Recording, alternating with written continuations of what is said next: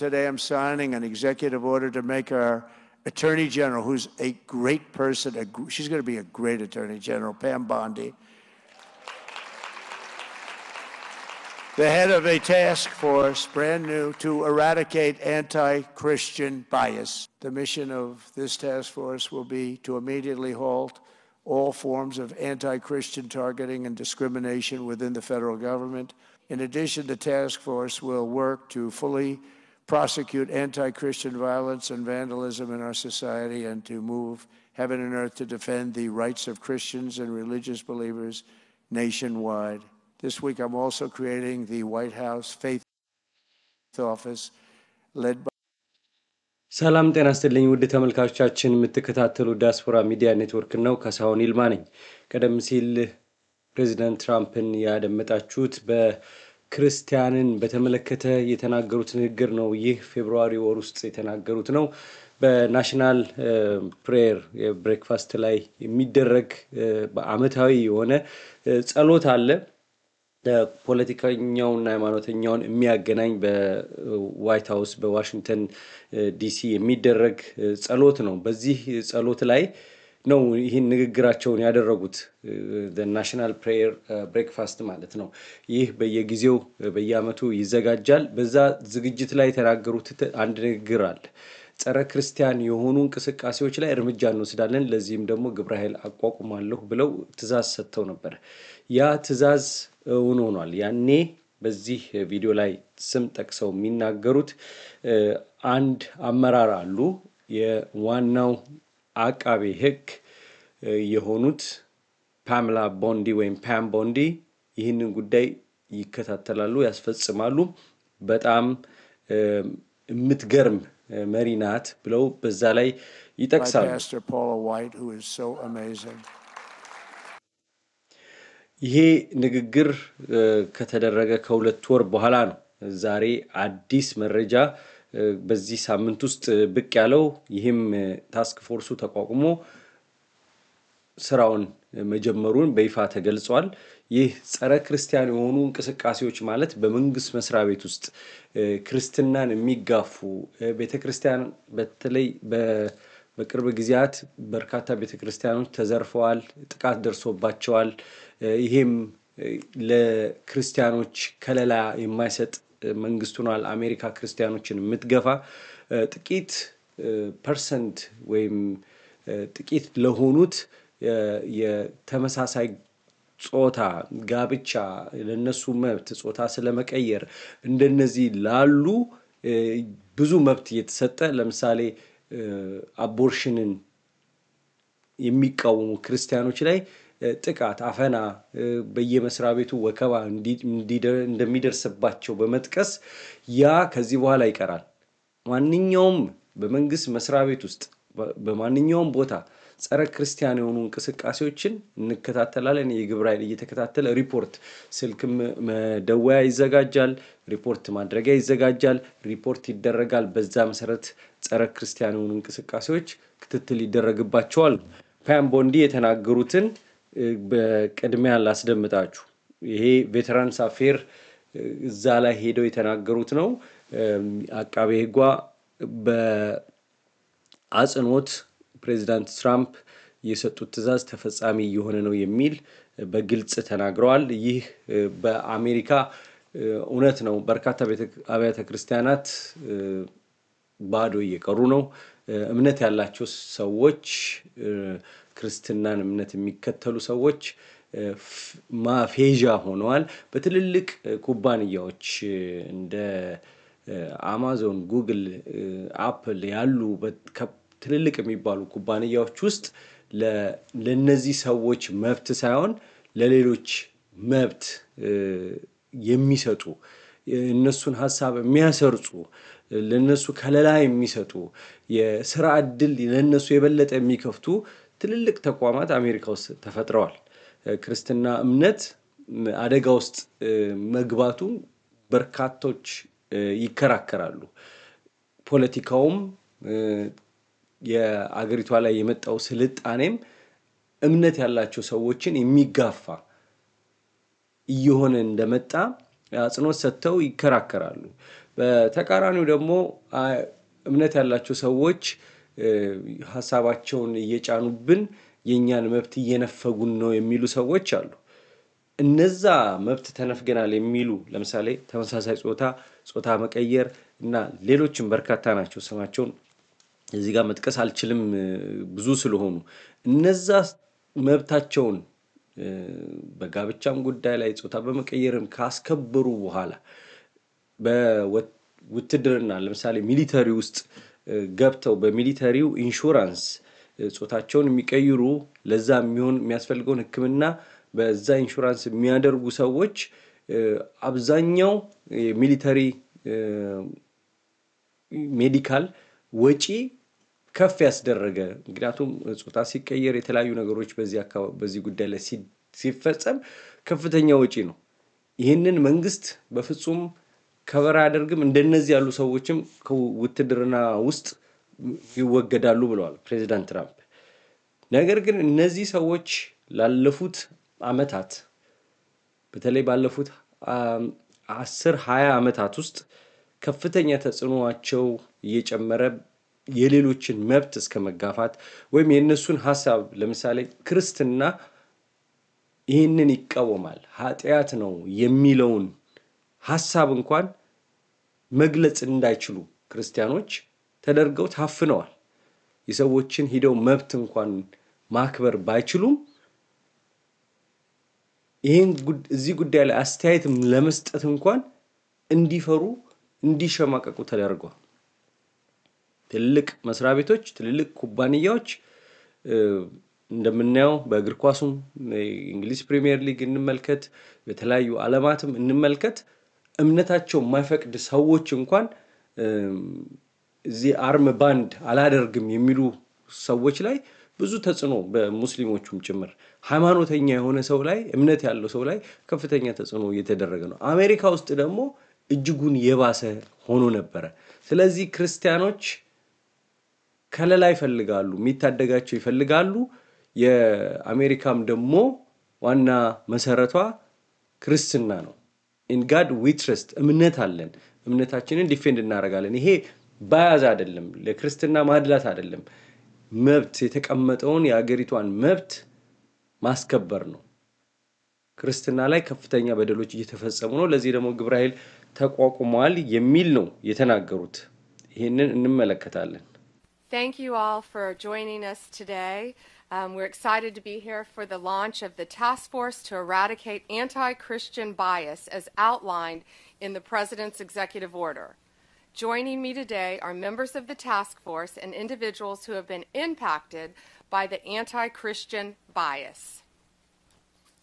Together, this task force will identify any unlawful anti-Christian policies, practices, or conduct across the government, seek input from the faith-based organizations and state governments to end anti-Christian bias, find and fix deficiencies in existing and regulatory practices that might contribute to the anti-Christian bias.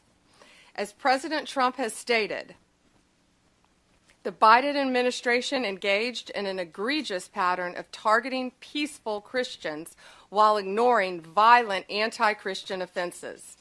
The president is right. Biden's Department of Justice abused and targeted Christians. Pro-life Christians were... ይሄ ባይደን አስተዳደርን ተከሳለች ፓም ቦንዲ አቃቤ ሕጓ የምታነሳው ምንድነው the right to live አለ።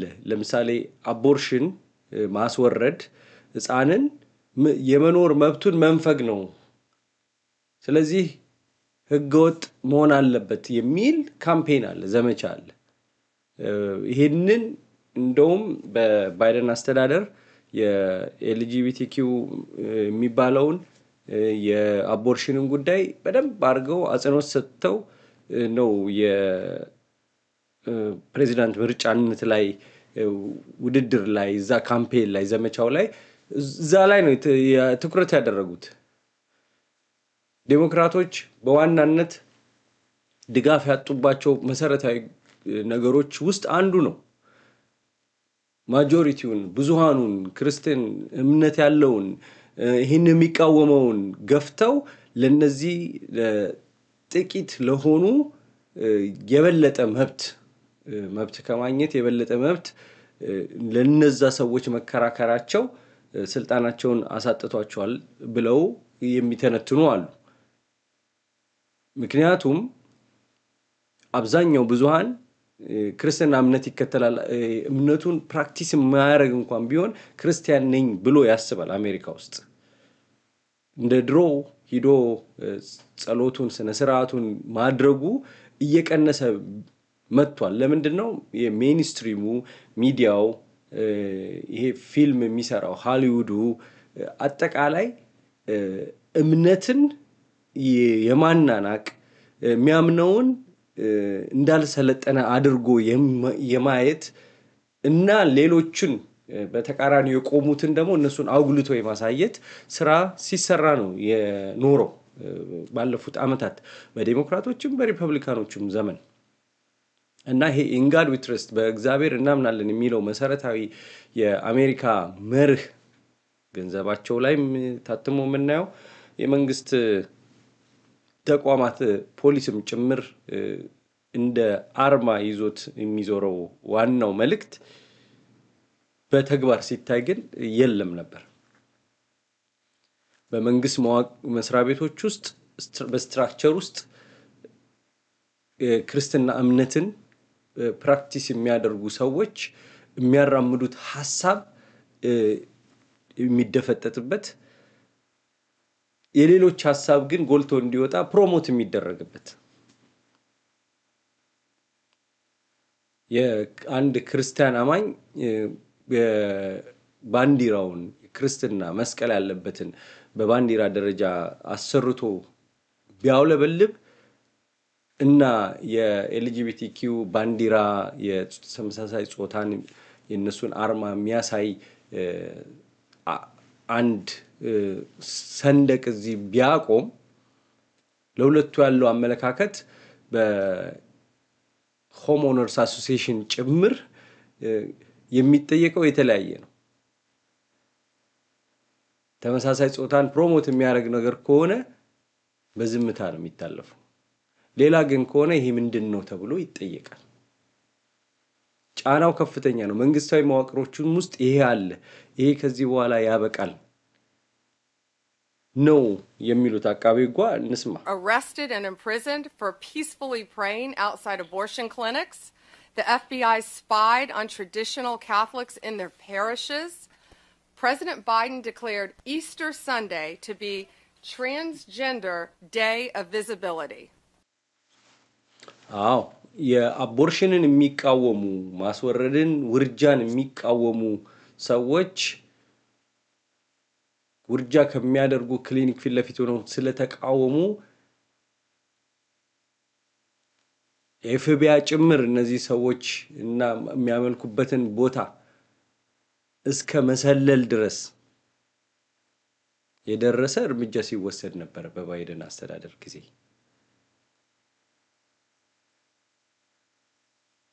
የትንሳኤ በዓል ላይ ሆሳና በዓል ራሱ የትራንስጀንደር እነሱ የሚታዩበት የሚደምቁበት በዓል እንዲሆን የባይደን አስተዳደር አድርጓል ይላሉ The FBI spied on traditional Catholics in their parishes. President Biden declared Easter Sunday to be Transgender Day of Visibility. No Easter Sunday የትንሳኤ በዓል ራሱ የትራንስጀንደር ቪዚቢሊቲ እንዲሆን ያንን ቀኑን እንደዛ አድርገውታል በባይደን አስተዳደር ጊዜ አሁን ይሄ ያበቃል Vandalism against churches was 8 times higher in 2023. Church የሚደረገው ቤተክርስቲያን ላይ የሚፈጸመው ዝርፊያ እና ጥቃት በብዙ ፐርሰንት ጨምሯል በ2023 ብለው ይናገራሉ President Biden declared Easter Sunday to be Transgender Day of Visibility. No longer. Vandalism against churches was 8 times higher in 2023 than it was in 2018. And it's at President Trump's directive, we ended those abuses at the Department of Justice on day one. We dropped 3 ongoing cases against pro-lifers and redefined the FACE Act to ensure that abuse would not continue and that American tax dollars were not used to support the weaponization of our legal system to target Christians. Just a few weeks ago, we convicted a man in Arizona for a plot to bomb Christian churches. The Department of Justice አሪዞና ውስጥ ያው ቤተክርስቲያናት ላይ ጥቃት አደርሳለሁ በቦምብ ይብሎ አንድ ሰው እሱ ላይ እርምጃ ወስደናል ነው አንዱ እርምጃችን ይሄ ነው በተግባር ያሳየን ነው ከዚህ በኋላ ክርስቲና ጫና የሚደርስባት አሜሪካ አትኖርም ክርስቲያኖች የሚዋከቡበት አትሆንም ማንኛውንም ወከባ እንከታተላለን ይሄ ግብረ ኃይል ስራው ነው ሌሎችም ሰዎች አሉ ከእሳቸው ጋር will protect religious liberty for Christians and for all Americans. We'll work closely with everyone around this table and take a whole of government approach to solving this problem and ultimately protect Americans' First Amendment rights. The First Amendment isn't just a line in the Constitution, it's the cornerstone of our American liberty. It guarantees every citizen the right to speak freely, worship freely, and live according to their conscience without government interference. Protecting Christians from bias is not favoritism, it's upholding the rule of law and fulfilling the constitutional promise. Thank you to President Trump. We have an incredible opportunity, all of us around this. ይሄ ይፈጸማል ነው የትራንስጀንደር ይሄ ጾታ የሚቀይሩ እነሱ የሚደምቁበት እነሱ የሚታዩበት የነሱ በዓል ቀን ፕሬዚዳንት ባይደን ሰይመዋል ያ ማርች 31 ነው እንዳጋጣሚ በዛ ያ በተወሰነበት አመት ኢስተር ቀኑ ይቀያየራል አይደል የፋሲካ በዓል እንዳጋጣሚ ሁለቱ አንድ ላይ ሆነዋል ግን ኢንቴንሽናሊ ሆን ብሎ ነው ባይደን ይሄን ያደረገው የሚሉ አሉ በተቃራኒው ደግሞ ቀኑ በየአመቱ ይለያያል የፋሲካ በዓል ያን ውሳኔ በወሰኑበት አመት እንዳጋጣሚ ተመሳሳይ ቀን ዋለ እንጂ ፋሲካ ቀኑ ስለሚቀያየር ይሄ ተመሳሳይ ቀን ነው የሚውለው ብለው የሚከራከሩ አሉ ያው የተለያየ ሐሳቦችን እንድትረዱት ብዬ ነው ይሄንን ማመጣው ነገር ግን ያ ቀን በተለየ ለምን ይከበራል ለምሳሌ የሄትሮሴክሹዋል የሆኑ በተፈጥሯዊ መንገድ ጤናማ ወይም ሃይማኖታዊ ብለው የሚያስቡ ሰዎች ትክክለኛው ተቃራኒ ጾታ ግንኙነት ላይ ያሉ ሰዎች የነሱ ቀን አለው ይከበራል ወይ አይከበርም ግን የጾታ የቀየሩ ቀን አለ የተመሳሳይ ጾታ ሰዎች የሚያከብሩት በየከተማው ቀን አላቸው ለምንድን ነው የነሱ ቀን የሚኖረው የሚያደርጉት በሁሉ ነገር የራሳቸው ጉዳይ ነው የግል መብታቸው ነው ያንን ያድርጉ ለምንድን ነው ሴሌብሬት የሚያደርጉት መብታቸው ከተከበረ ህጉ ከፈቀደላቸው ራይት ካላቸው ከዛ በኋላ ደግሞ ቀን እየተሰጠ እነሱ የሚደምቁበት እነሱ ፕሮሞት የሚደረጉበት ከፍ የሚደረጉበት ቀን ለምን አስፈልገ ሌላው ቀን ያከብራሉ የሚል ጥያቄ ያላቸው ሰዎች አሉ እና ብቻ ከዚህ በኋላ እንዲህ አይነት ነገር አይኖርም ነው የሚሉት የቬተራን አፌርስም በዚህ ጉዳይ ላይ ንግግር አድርገዋል ጠንከር ያለ እሱንም ትንሽ ላሰማ and for your commitment to this important effort. If you look around this table and the leadership that's here, I know that combined with our shared determination to establish sound, effective policies and to push back against any form of anti-Christian or anti-religious bias that has taken root within the federal government, this will allow us to carry out the President's executive order. Wow. እዚህ በኋላ ይሄ በጣም የሚገርም ስብስብ ነው እንደምታዩት ምን ያህል ቁራጥ የሆነ አቋም ቁርጠኝነት እንዳለን ያሳያል ይሄ ሁሉ ስብስብ ከዚህ በኋላ ጸረ ክርስቲያን ጸረ እምነት የሆኑ እንቅስቃሴዎችን ምንጋፈጥበትና ምንመክትበት ጊዜ ይሆናል ነው የሚሉት። ክሪስቲኖም ሁሉ አሉ የዲፓርትመንት ኦፍ ሆምላንድ ሴኩሪቲ ሴክሬታሪዋ እዛ ጋር ራቅ ብለው የሚታዩት እሳቸው ናቸው። ስለዚህ ሁሉም በትራምፕ አስተዳደር ውስጥ ያሉ ሰዎች ይህንን አጽንኦት ሰጥተው የሚተገብሩት ይሆናል ማለት ነው። General Bondi just said, supporting the free expression of faith is not just a constitutional principle. It is something that all forms of civil government should be encouraging. At its core, the executive order we're here to talk about today affirms a fundamental truth. Every individual has the freedom to choose their religious faith. And once made, that choice should never be subject to discrimination or bias from our government. ይሄ የክርስትናውን ብቻ ሳይሆን ማንኛውም ሰው ሃይማኖት የመምረጥ የማምለክ መብት አለው። ያንን ምርጫውን ካደረገ በኋላ ግን ዲስክሪሚኔት መደረግ የለበትም፣ መገለል የለበትም፣ መጨቆን የለበትም፣ በመንግስታዊ መዋቅር ውስጥ ጫና ሊደርስበት አይገባም የሚል ነው እየተናገሩ ያሉት። ያው በዋናነት ክርስትናን ይመለከታል። ማንኛውም የክርስትና እምነትን ተከታዮችን በሙስሊሙም ቁጥር አናሳ ቢሆንም በሬሾ ሲታይ በንጽጽር ያም እምነት ነው። የእስልምና እምነት ተከታዮች ይህንን ነገርም አይደግፉም። ይህንን ነገር ስለማይደግፉ ብዙ ጫና አለ። ታስታውሱ እንደሆነ ከታር ዓለም ዋንጫ አዘጋጅታ ብዙ ጫና የነበረው ከዓለም ዋንጫው ዝግጅት በፊት በዋናነት የተመሳሳይ ጾታ ሰዎች ባንዲራቸውን ማውለብለብ አለባቸው ምናምን የሚል ነው። ከታር እንደ ሀገር ባህሏም ሃይማኖቷም እስልምና ሀገር ስለሆነ አይፈቅድም። ያንን ከዚህ አልፈው የሰው ሀገር ድረስ ያ ነገር እንዲጎላ ለማድረግና የነሱ መብት እንዲከበር ጥረት ሲያደርግ ነበር የባይደን አስተዳደር።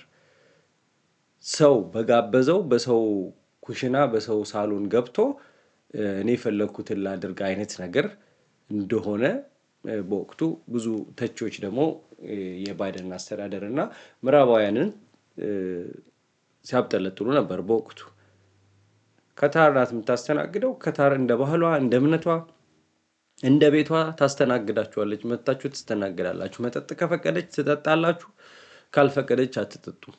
ስቴዲየም ውስጥ መጠጥ አይፈቀድም። ውጪ የሚጠጣበት ቦታ አለ፣ እዛ ትጠጣላችሁ። ይሄንን ባንዲራ እዚህ አርማ አምጥታችሁ አታውለበልቡት። የምታውለበልቡበት እናንተ አካባቢ አውለብልቡ። እናንተ ጋር ስንመጣ ደግሞ ለምን ይሄንን አላደረጋችሁም እኛም የኛን ባህል አላከበራችሁም ብለን አንልም የሚል መከራከሪያዎች ነበሩ በወቅቱ። ስለዚህ አሁን ይሄ ግብረ ኃይል ይሄንን ይፈጽማል ማለት ነው። ክርስትናን ይከላከላል፣ የክርስትና እምነቶችን አማኞችን መብት ያስከብራል።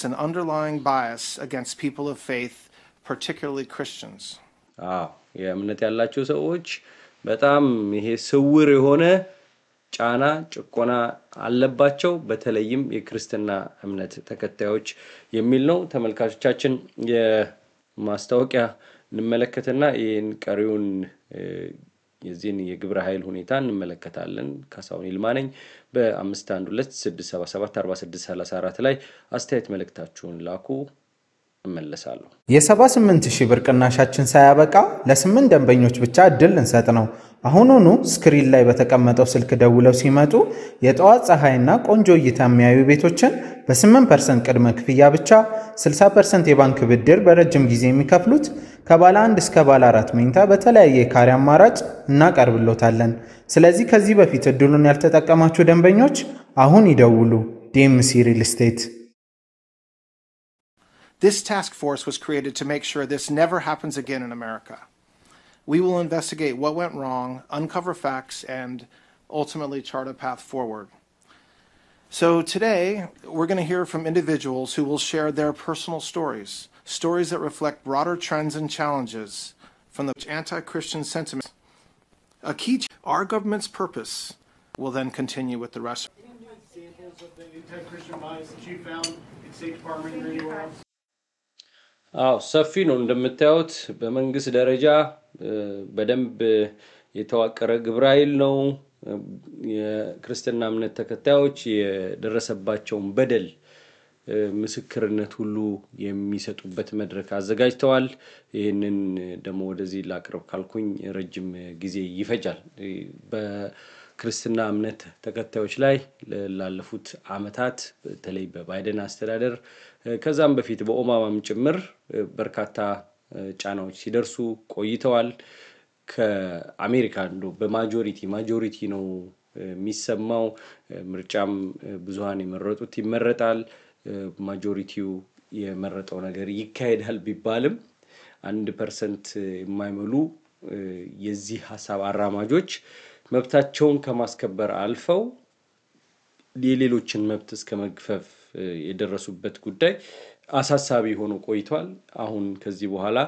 ይሄ ያበቃል የትራምፕ አስተዳደር በኤክስኪዩቲቭ ኦርደር ይቋቋማል ያለው ግብረ ኃይል በይፋ ተቋቁሟል ክርስቲያናን ማሳደድ ክርስቲያኖችን ማሳደድ አሜሪካን ውስጥ ያበቃል ለማዳግም እርምጃ ነው በተለይ በመንግስት መዋቅር ውስጥ ያሉ በርካታ ነገሮች አሉ በስራ ቅጥር ጭምር ማለት ነው በግል ተቋማት ውስጥም እንደዛው ክርስቲያናን የሚጋፉ ነገሮችን ያው ከዚህ በኋላ የሚጠቁሙ ሰዎች ወይም ያደርሱብናል የሚሉ ሰዎች የሚሰሙበት ጊዜ ይሆናል ማለት ነው ስለዚህ ትራምፕ በበርካታ ጉዳዮች ያሏቸውን ከምርጫ በፊት እየፈጸሙ ነው ማለት ነው ከምርጫ ቅስቀሳው ላይ የገቧቸውን ቃሎች እየተገበሩ ነው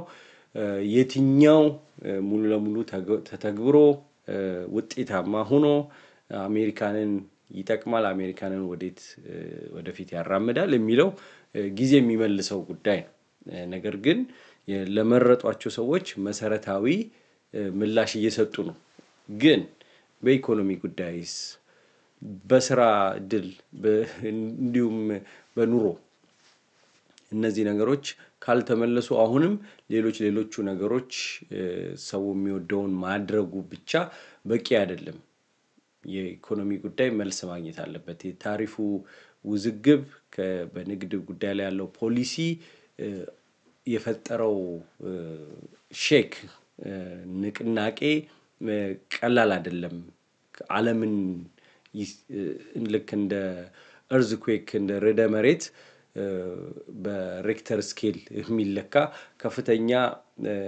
ንቅናቄ ፈጥሯል ከቻይና እስከ አሜሪካ እና አጠቃላይ በአለም ላይ ምርቶችን ከተለያየ ቦታ ለሚገዙ የሚያስመጡ አውሮፓን ካናዳን ዓለምን የነቀነቀ እርምጃ ነው እየወሰዱ ያሉት ያ ደግሞ ወደ ግሬት ዲፕሬሽን ወደ ኢኮኖሚ ቀውስ ውስጥ አሜሪካንን ሊከታት ይችላሉ ብለው የሚከራከሩ ሰዎች አሉ ይህ ቶሎ መፍትሄ ካላገኘ ኢኮኖሚው ደግሞ ከተጎዳ ትራምፕ የሚፈጽሟቸው ሌሎች ነገሮች ወደ ውድቀቱ እንጂ ያ ሊታይ አይችልም ስለዚህ ትርጉም አልባ ይሆናል ብለው የሚተነትኑም አሉ ስለዚህ የትራምፕ 3 ወር ቆይታ ነው ገና ነው ምንያው ነው ቶሎ ለማመስገንም ቶሎ ለማጣጣልም ከባድ ነው ለምሳሌ ዶጅ ውስጥ ይሄ ዲፓርትመንት ኦፍ ገቨርንመንት ኤፊሺየንሲ በተባለው ቡድን ውስጥ በዋናነት ያንን የሚያንቀሳቅሱት ኤለን መስክ አሁን ከትራምፕ እየሸሹ ነው እየተባለ ነው ለምን በሳቸው ምክንያት በመንግስት ውስጥ በፈጠሩት እንቅስቃሴና ከትራምፕ ጋር ባላቸው ግንኙነት ብቻ የተስላ መኪናዎች አንደኛ ኢኮኖሚው አሁን ይሄ የዎል ስትሪት የገበያ ዕለታዊ ገበያ ጉዳይ ይሄ ወደ ላይ ከፍ ዝቅ የሚለው እሱ ላይ የፈጠሩት አጠቃላይ ትሬድ ማርኬቱ ላይ የፈጠሩት ቀውስ ባለፉት 3 ወራት አንዱ ዋነኛው ተጎጂ ኤለን መስክ ሆነዋል ለምን ያው ወል ስትሪት ላይ የሚታየው ነገር ዓለምን ነው የሚነቀንቀው አንድ ትዊት አንድ ውሳኔ በወሰኑ ቁጥር ፖስት ባረጉ ቁጥር የትራምፕ እንቅስቃሴ ሁሉ የየለቷን ኢኮኖሚ ጉዳይ ይነካል 3 ወሩ ደግሞ ውጥረት ነው በታሪፍ ጉዳይ በቀረጥ ጉዳይ ስለዚህ ተስላ ደግሞ ለትራምፕ ባለው ድጋፍ በተለያዩ እንግዲህ ይሄ ሊበራሎች ናቸው የሚፈጽሙት ይባላል ብዙ ሰዎች የተያዙ አሉ ተስላ መኪናዎች ላይ ጥቃት ማድረስ መሸጫ ቦታዎችን ማቃጠል እንደነዚህ ያሉ ነገሮች ሽያጩም ላይ ተጽዕኖ ፈጥሯል ወደ 71% ገበያው ማርኬት ላይ ሴልሱት ጉዳት ደርሶበታል አንሷል አሽቆልቁሏል ዋናው ተጎጂ እሳቸው ናቸው ኤለን መስክ ጉዳት ደርሶበታል በዚህ በገንዘብ ጉዳይ ነው ባለ ሀብት ነው ትርፉን ነው የሚያው እየሸሸ ነው ከመንግስት $5000 ይሰጣል የተባለውም የት ገባ ያ ሐሳብ እስካሁን የተሰማ ነገር የለም መንግስትን ትሪሊየን ዶላሮች ብክነቶች በባይደን አስተዳደር እና በመንግስታዊ መዋቅሮች ውስጥ ይሄ ዲፓርትመንት ኦፍ ኤጁኬሽን USAID እና ሌሎችም መንግስታዊ መዋቅር ውስጥ ያለው የገንዘብ ብክነት የማይመለከተውን የአሜሪካ መንግስት ግብር ከፋይ ገንዘቡ እየሄደ ውጭ ሀገር የተመሳሳይ ጾታን ፕሮሞት ለማድረግ እስከመዋል ድረስ ጾታ የሚቀይሩ ክሊኒኮችን እስከመርዳት ድረስ የደረሰ ይሄን ሁሉ ገንዘብ አሁን አድነናል ከዛ ውስጥ $5000 የአሜሪካ ግብር ከፋዮች ያገኛሉ የሚል ተነግሮ ነበር ያንን ራሱ እዚህ ዲያስፖራ ሚዲያ ኔትወርክ ላይ ማስተላለፍ ይታወሳል እስካሁን ግን እንቅስቃሴው የለም የተለያዩ ሚዲያዎች የነበረውን ዘገባ ድጋሚ ከመዘገብ ውጪ የታየ ነገር የለም ይሄ ተግባራዊ ሳይሆን ይሄንን ጉዳይ በይፋ $5000 ወይም የአሜሪካ ግብር ከፋይ ለደረሰበት ጉዳት ካሳ ይገባዋል ይሄ ያዳነው ገንዘብ ለግብር ከፋዩ ይከፋፈላል ካሉት ውስጥ ኤለን መስክ ናቸው በወቅቱ አማካሪ የሆኑት ስቲቨን ሚለር አረጋግጠው ነበር ያ ግን የውሃ ሽታ ነው እስካሁን ምንም ነገር የለም ተግባራዊ ሳይሆንም ኤለን መስክ በጓሮ በር እየወጡ ነው የተባለ ነው እነዚህ ጉዳዮች አሉ የሮማ ካቶሊክ ጳጳሱ ፖፕ ፍራንሲስ ህይወታቸው አልፏል የሳቸውን ጉዳይ በተመለከተ አንድ ዝግጅት ይኖርኛል ጳጳሱ በተለያየ መንገድ ብዙዎችን ያከራክራሉ ተራማጅ ናቸው የካቶሊክን ቤተክርስቲያን ለውጠዋል የሚሉ አሉ በተቃራኒው የእምነቱ አክራሪ ክፍል የሆኑት ቤተክርስቲያኗን በማይገባ መንገድ ወስደዋታል ብለው የሚከራከሩ አሉ ጳጳሱ የሚወደዱ ናቸው ግን ቤተክርስቲያኗን በተለይ ይሄ ዶግማ ቀኖና በጣሰ መልኩ ውሳኔ ያሳልፈዋል ብለው የሚከራከሩ አሉ እንዴት ነው የሚታዩት ጳጳሱ የሚለውን አንድ ዝግጅት ይኖርኛል በዛ ዝግጅት እስክንገናኝ አመሰግናለሁ ካሳሁን ይልማ ነኝ አብራችሁኝ ስለቆያችሁ ከልብ አመሰግናለሁ 5126774634 በቮይስ ሜል በጽሁፍ መልእክታችሁን የምትልኩ ሰዎች ከልብ አመሰግናለሁ በተቻለኝ አቅም መልስ እየሰጠው ነኝ ሚዲያውን ደግሞ በማገዝ በመርዳት እንዲሁም የተለያዩ ባለሙያዎችን በመጠቆም ስልኮቻቸውን ይሄን ሰው ብታናገር ለመናገር ፈቃደኛ ነው የምትሉ ሰዎች በዚህ ስልክ ቁጥር ላይ ደውሉልን ከስር ይታያል ባሩ ላይ ቀይ የሚያልፈው ላይ ሚዲያውን ለመርዳት 6463263147 ዜልና ካሻፕ አለው ለአስተያየት ለመልእክት 5126774634 ነው እነዚህ ነገሮች ስላሉ በዛ ላይ መልእክታችሁንም የምትፈልጉትን ማድረግ ትችላላችሁ ስለምትከታተሉ ስለምታበረቱን እናመሰግናለን በእያላችሁበት መልካም ጊዜ ይሁንላችሁ ካሳውሪድ ማነኝ ጤና ይስጥልኝ